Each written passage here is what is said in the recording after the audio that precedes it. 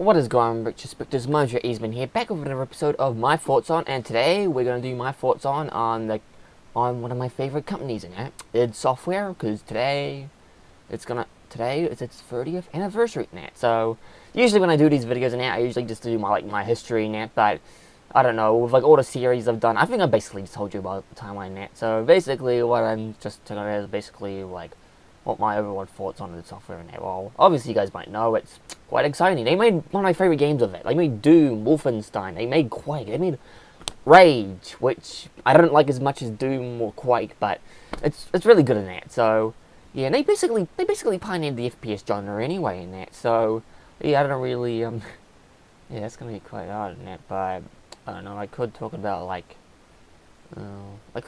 I got into them. Well, basically, maybe because I already talked about how I got into Doom in that, but maybe let's figure out how I discovered the company in that. Well, basically it was Doom in that, but then I was actually it was Doom and Quake because hopefully you guys know. Well, I might do Quake a little later in that. I'm not sure if I did it in my FPS video in that, but I think with Wolfenstein and Doom in that, but that's gonna be in that. So let's just start from the beginning.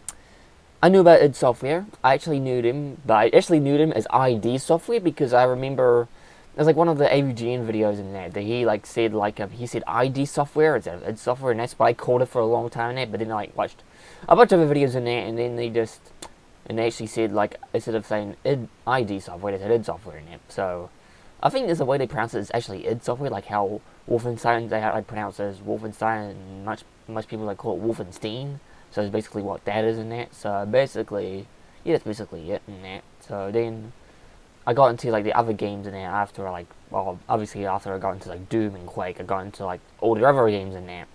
And this is around the time when we got Rage in there. But I remember when my dad got Rage in that, we got it on well, first of all, he couldn't get on his computer in it. Yeah, because we were we were using a Toshiba Satellite Pro laptop in there, and I think Rage required more power than that. So this is, I think my dad didn't know anything about system specs back then and that. So he thought I can't run on that. But it was also it had Steam on it, and he couldn't sign up for an account or something like that. So yeah, basically. So that was kind of a pain. So basically, yeah. Oh, let me just do something. Alright. So yeah, that's basically how we got into Quake, Rage and stuff like that. But then I think this was around high school in there, and that's when I got into I played Doom. I played the Shield version of Doom in that, and then I got into the. I already said that in my other one, but I didn't get the BFG edition. Then I got into I started getting their other games on Steam, and then I got Wolfenstein. I played I played a bit of Quake 4, didn't play that much of it, and then I got into the other Dooms in that. So that was basically it with my history of Idsoftware. It's not that bad in that, but about maybe let's go skip it over to a few heads in that. That's when I learned about the history about Idsoftware, how they developed they were first part of a different company, Softdisk, and then they spun off into another one after they made Commander Keen and stuff like that. Yeah, I forgot about Commander Keen in that. I should make a video on that. That was 30 last year actually. Yeah, I should have done something for that. But I did that other Keen video which talked about what I don't know what the fuck they're doing with their franchise in that. They made it to a mobile game and then they removed it, and now they just I don't know. I think Doom. I think that secret episode, the second secret level in Doom 2 explained it all. They basically killed it off. They basically killed Commander Keen off in that, and they yeah. Oh, also that skeleton Doom 2016 as well. So I forgot about that as well. So it's basically yeah. But even in my recent history of Idsoftware, it's kind of actually recently it's kind of divided in that, mostly because there's with Idsoftware in that, there was a lot of personalities there. You got John Romero, John Carmack, you got Adrian Carmack, you got Bobby Prince, Tom Hall, but now we all just got Hugo Martin and maybe Hugo Martin and what's composer? I'm Nick Gordon there, and that's basically it. So yeah, basically that. But it was also that I probably should talk about the elephant in the room. CityMax's acquisition in that, because I did, even though I didn't know much about Idsoftware, I did know about Bethesda and Skyrim for the longest time there. Yeah, I remember when Skyrim came out, this big thing in there, and this was where I kind of got into this is when we still had our I think this was when we still had a PS2 actually, so I didn't really, it just flew over my head, okay, Skyrim, that's interesting in that, and then I think then there's then learned about Bethesda, and then I think my sister got into like those glitch videos and that later on and that, and I just like, okay, this is like. And they said, then my friends like talking about like, this is like amazing game, you should play it in that. And I'm like, okay, sure, why not? And then I got into Doom and that and be like, oh, that's cool in that. And I found out it was owned by CityMax. Like, okay, so it's gonna be like how Microsoft owns Mojang in that. Which actually I should probably get that. Actually, no, you guys probably know about that now because I made a video on that. But yeah, but if you guys didn't know, Microsoft owns ZeniMax, which owns Idsoftware, which makes Doom. So, is it going to be like a Doom / Halo crossover? Probably not. that would be funny though. Imagine if they really like the next I don't know. Imagine if the next Doom game in that, I don't know, Doom 6 is going to like overthrow Halo Infinite. I think that's going to happen actually. Yeah, but I think that's I think they're like okay, let's never mind about that. But then I like realized they'd be like they own like ZeniMax also own Bethesda, and then I was like, okay, why on that? But this is like, I wasn't like mad or anything like, because that was like 2009 and I just learned, I just discovered this like in like 2000 and then 2015 or 14, no 2015 and next. That's when I got to like retro. That's when I got to like more of those old school games like Duke Nukem and Blood and stuff like that. So yeah, that's basically that. But I think with like Rage and stuff like that, it just I think actually come to think of it, Idsoftware hasn't been making much games lately. Actually, they only made like the 2010s they made like Doom 3, and then 2010. I think this decade they made Rage, Doom 2016, Rage 2, and they made.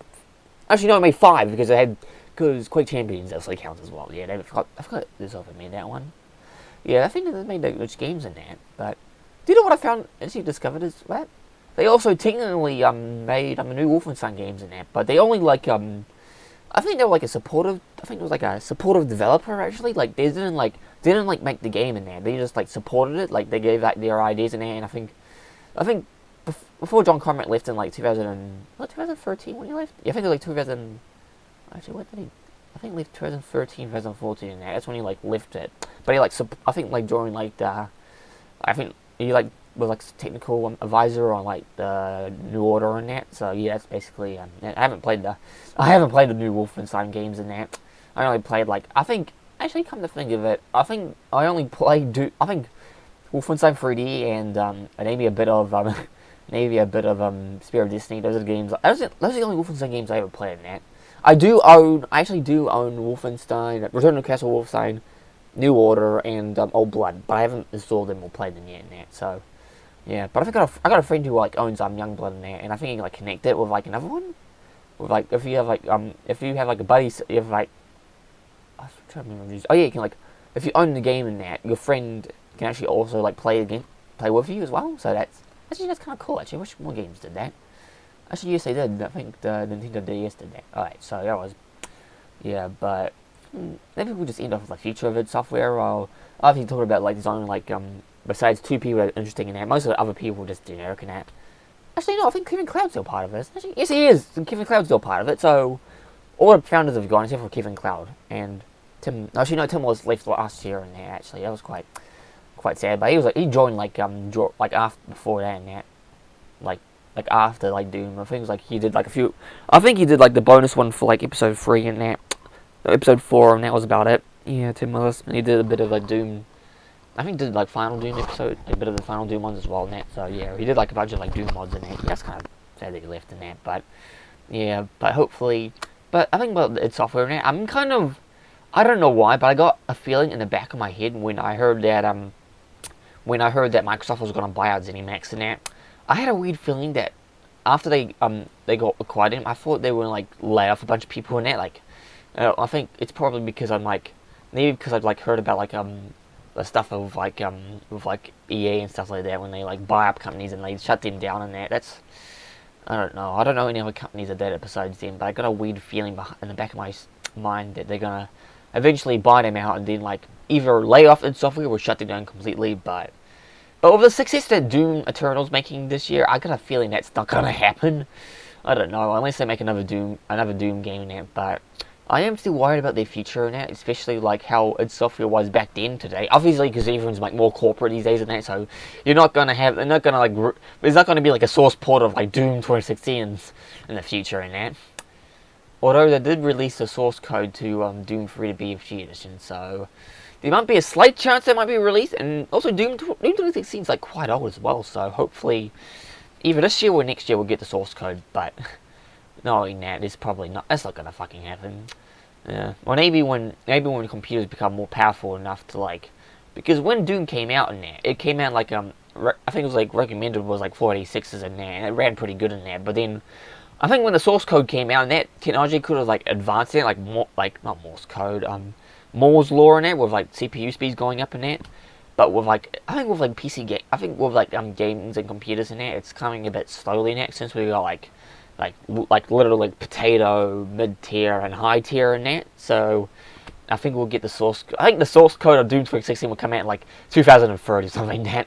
I don't know. Maybe when graphics cards become extinct, will come the, or maybe like just like how sound cards got replaced with like CPUs and like sound quality got a bit better. Maybe that could happen with like graphics cards in the future. But knowing that with like ray tracing in there, it's probably gonna take like a long time now.